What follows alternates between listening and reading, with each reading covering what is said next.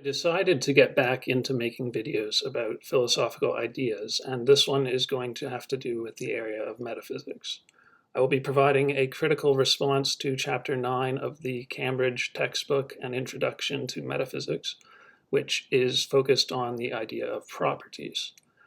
The goal of metaphysics as an area of philosophy is to describe reality. However, many leading philosophers, such as David Hume and the logical positivists, reject metaphysics entirely and believe that understanding the nature of reality should be left to science and common sense. In the textbook, Carroll and Markosian begin by stating on page 227 and 228 that Plato was interested in both conceptual analysis and ontology. It would be more illuminating to say that, like Carroll and Markosian, but in different ways, Plato confused conceptual analysis and ontology. Furthermore, Carroll and Markosian follow Plato in treating evaluative language like descriptive language, allowing themselves to talk of both virtuousness and greenness as properties, ignoring the fact that the application of the word virtuousness depends on the user's moral code, which varies from one person to another. It's important to distinguish expressive language from descriptive language. Aesthetic standards vary from person to person, and two equally rational and equally well-informed people can differ on the question of whether a picture is pretty, because the rules for using expressive language require each person to bring to bear his or her own standards. Similarly, if Fred says this meal tastes good, and Anne says no, it does not, each is expressing, not describing, a personal reaction to the meal. And no amount of evidence can be guaranteed to make them agree with one another. The expressions is considered pretty by some people, or tastes good to Fred, on the other hand, are descriptive, and all rational people will agree on the question of whether they apply when presented with the same evidence. On page 228, Carroll and Markosian say that they want to deal with the ontological issue of whether properties and relations exist, and what they are like if they exist. But are these serious issues? Greenness exists in the sense that some things are green, like chairs and grass, and etc. Friendship exists in the sense that there are people who are friends of one another. Greenness is quite unlike friendship, but we have a great deal of information about these and countless other properties and relations. Note too that we can say either the chair is green or the green thing is a chair, showing that the roles of the property and the thing can be reversed. So the existence of the property of being a chair is no more mysterious than the existence of chairs, and the existence of greenness is no more mysterious than the existence of green items. Correctly, Carroll and Markosian insist on page 229 on distinguishing properties and relations from concepts. The concept unicorn exists, but the property of being a unicorn does not exist. The property of being a compound of hydrogen and oxygen existed before the concept of compound of hydrogen and oxygen existed. The authors then introduced the notion of being an instance of a property. This is harmless enough if one interprets the sentence, "This is an instant of greenness," as saying either this falls under the concept of green or this is green. Compare the sentence, "This is an instance of a chair," which could mean this falls under the concept of chair, or this is a chair. However, when Carroll and Markosian talk of being an instance of a property, they have something else in mind. Following in the footsteps of many other philosophers, they introduce the word universal, and they equate a property with a universal, which they conceive as something quite distinct, both from the instances of it and the concept. There is no evidence of a greenness that exists apart from the greenness found in green items, and turning the adjective universal into a noun is not enough to turn it into the name of something actual. Following Plato and his successors, Carroll and Markosian say on page 229 that a universal is what makes all of its instances what they are. But to say that green things are made green by being instances of the universal greenness is to engage in the worst kind of pseudo-explanation. We can say, on the one hand, that chlorophyll makes leaves green, and on the other hand, that our decision about the rules for the word green determine which items fall into the green category and the boundaries between green and other colors. If we call particular instances of greenness instances of a universal greenness, what would make them instances of it? And if they were, how would that explain the greenness?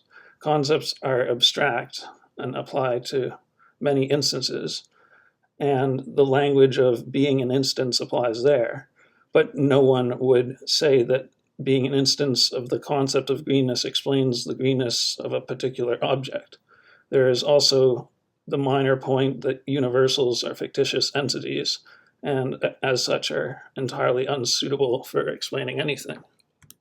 Turning their attention to Plato's own theory of universals, Carroll and Markosian say on page 230 that it assumes that there is a universal corresponding to every meaningful predicate, and that this universal constitutes the meaning of the predicate. They call this a very intuitive semantic theory. Clearly, this makes a universal a concept rather than a property, for is a unicorn is a meaningful predicate, but when Platonists talk of universals, they're not talking of concepts in any sane way. Thus, Carroll and Markosian say on page 231, uninstantiated universals live a special sort of existence. They must exist in something like the way numbers do, assuming that numbers exist, not in space and with no beginning or end in time. Such rampant confusion needs to be swept aside. There are green things, for example, and there is also the concept of green. A concept exists when symbols are associated with ranges of sensory inputs. Rather than unmask the fundamental confusions in Plato's framework, Carroll and Markosian offer the following objections. First, they argue on page 230 and 231 that Platoism implies that Ned is non-self-instantiating if and only if Ned instantiates non-self-instantiation, and this implies that the property of non-self-instantiation exists, which is logically impossible. This objection is wrong-headed. There is no reason to think that the statement Ned is non-self-instantiating if and only if Ned instantiates non-self-instantiation implies that a property of non-self-instantiation exists. The statement, you are a unicorn if and only if you are an instance of a unicorn, does not imply that the property of being a unicorn exists. Second, the authors argue on page 232 that according to Platoism, John instantiates temperance if and only if John and temperance instantiate instantiation, and that this is a circular account. This objection is also wrong-headed. It is as if one were to say that economists are committed to the view that something is money if and only if it is money, and this makes their account of money circular. Turning to Aristotle's reaction against Platoism, the authors talk of an account of universals according to which a universal exists with and only with the things that instantiate it. As the Carroll and Markosian point out, identifying the universal with the instances rather than scrapping universals entirely leads to the absurd results that universals can be in many places at once. Those who reject universals are traditionally referred to as nominalists, and Carroll and Markosian consider some varieties of nominalism. They begin on page 235 with set nominalism, according to which having a property such as greenness is a matter of belonging to a set of green things. This is wrong because sets exist only if concepts exist, and greenness, i.e. green items, existed before concepts existed. There is no need for an account which finds something other than universals to replace universals. We say that the property of greenness exists because the concept green applies to something. We say that green things exist for the same reason, and there is no more a need for an account of properties than there is for physical objects. Carroll and Markosian object on page 235 to set nominalism on the basis that the standard criteria for the identity of sets is having the same members. This has the false consequence that being a creature with a heart is the same property as being a creature with kidneys. This objection could be overcome by introducing a different set of criteria for the identity of sets, making the set of the creatures with a heart different from the set of creatures with kidneys, incidentally. Next, the authors consider on pages 236 to 238 trope nominalism, where tropes are particular instances falling under a concept such as Fred's baldness and Alex's baldness. According to trope nominalism, possession of a property is a matter of having a trope. Thus, Fred would be bald because he has Fred's baldness. Obviously, it would be more illuminating to say that the concept of baldness can be instantiated in a variety of ways, and that Fred does fall under the concept. Like set nominalism, trope nominalism falls into the trap of looking for an alternative to universals, when instead what is needed is a rejection of the whole train of thought that led to the postulation of universals in the first place. The authors also consider on pages 238 to 240 austere nominalism, according to which there are no properties. This is just as absurd as saying that there are no physical objects. That the concept of greenness applies to something justifies saying that the property of greenness exists just as much as it justifies saying that green things exist. However, the authors also say of austere nominalism that it refuses to give an account of predication, which is an unreasonable refusal, and that it rejects the one over many as a pseudo-problem, which it is. Thus, the authors are mixing up different views under the heading of austere nominalism. The authors also quote Quine on page 239 as saying that red things have nothing in common, but this too is misleading. When ordinary people say that red things have something in common, they mean, of course, that they have the same color, and the philosopher needs to point out simply that they all fall under the concept of redness, and that the concept of redness is such that a certain range of shades fall under that concept. One might add that red things tend to be more similar in color than things which are not red, but note that a thing which is orange-red will be more similar to an orange thing than to some red things. The authors lament on page 240 that with austere nominalism, no predications get explained. Rather, austere nominalism avoids pseudo-explanations. Various types of explanation of predications remain possible.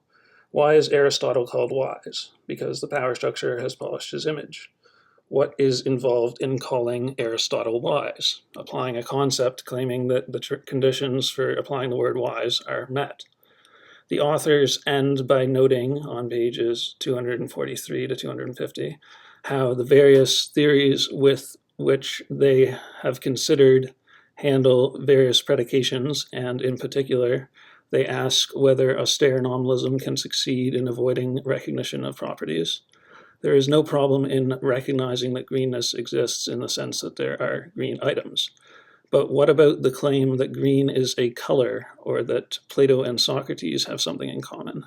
Don't claims like these imply the existence of properties separate from all their instances? No, they say, respectively, that the concept of greenness is a color concept, and that there is a predicate that applies to both Plato and Aristotle. Any interpretation that postulates properties separate from their instances need to be rejected. Teaching metaphysics in a classroom should be to ensure that students have well-reasoned views on the topics of metaphysics. These include theism versus atheism, causation, freedom and determinism, laws of nature, personal identity, mental states, time, material objects, and properties. It is important to note that, as we saw with Chapter 9 regarding properties, applying logic and common sense is far better than trying to come up with an entire account or theory for something like properties. The critical student might notice a trend, which is learning about what was historically taught and continues to be taught about any of these topics is actually less fruitful than applying their own logic and common sense to the topic.